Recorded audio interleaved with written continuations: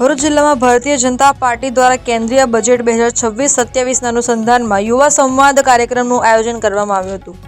ભરૂચ જિલ્લા ભાજપ દ્વારા જેપી કોલેજના ઓડિટોરિયમ હોલ ખાતે યુવા સંવાદ કાર્યક્રમ યોજાયો હતો। કાર્યક્રમમાં મોટી સંખ્યામાં યુવાઓ અને વિદ્યાર્થીઓ ઉત્સાહપૂર્વક ઉપસ્થિત રહ્યા હતા।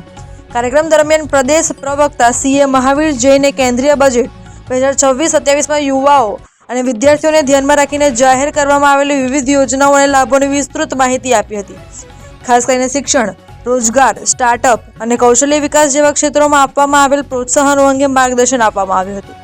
આ પ્રસંગે જિલ્લા પ્રમુખ પ્રકાશ મોદી, ભરૂચના ધારાસભ્ય રમેશ મિસ્ત્રી, જિલ્લા પંચાયત કારોબારી ચેરમેન ધર્મેશ મિસ્ત્રી, મહામંત્રી નિરલ પટેલ, ઋષભ પટેલ સહિત અગ્રણીઓ ઉપસ્થિત રહ્યા હતા। કાર્યક્રમ દરમિયાન યુવાઓએ પોતાના પ્રશ્નો રજૂ કર્યા હતા, જેને પગલે પ્રદેશ પ્રવક્તા શ્રીએ મહાવીર જૈને વિગતવાર જવાબ આપી બજેટ અંગે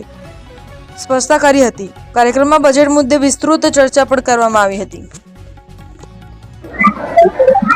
આજ રોજ જેપી કોલેજ ભરૂચમાં યુવા સંવાદ ભારતીય જનતા પાર્ટી દ્વારા રાખવામાં આવ્યો। એ સંદર્ભે બજેટ 2026માં જે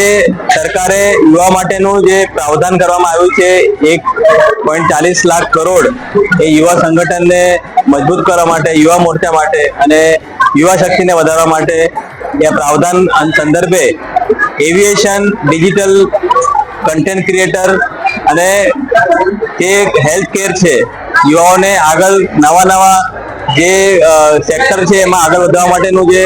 બજેટ 2026 રજૂ કરવામાં આવ્યું, એમાં ખાસ કરીને 15,000 જેટલી માધ્યમિક શાળા અને 500 જેટલા કોલેજોમાં કન્ટેન્ટ ક્રિએટર લેબ ઉપરાંત 1,000 કરોડની ઉપર જે એલાઇટ સર્વિસ છે, જે નર્સિંગ હોમ છે, એ લોકોને સપોર્ટ કરવા માટે 3200 કરોડ જેટલા અટલ ટિંકરિંગ લેબ માટે અને યુવાઓને ખેલો ઇન્ડિયા મિશન એના સાથે સાથે વિવિધ ક્ષેત્રમાં યુવાને તકો ઊભી થાય એના માટેના અલગ અલગ યોજનાઓ વિશે આજે જેપી કોલેજમાં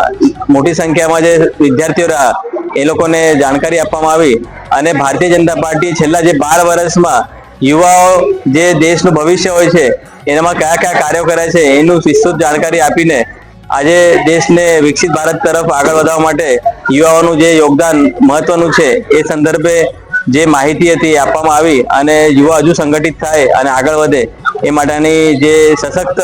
ભારતની જે નીતિ છે એ ભારત સરકાર દ્વારા જે આપવામાં આવી છે એને વિસ્તૃતમાં અહીંયા સમજાવવામાં આવ્યું।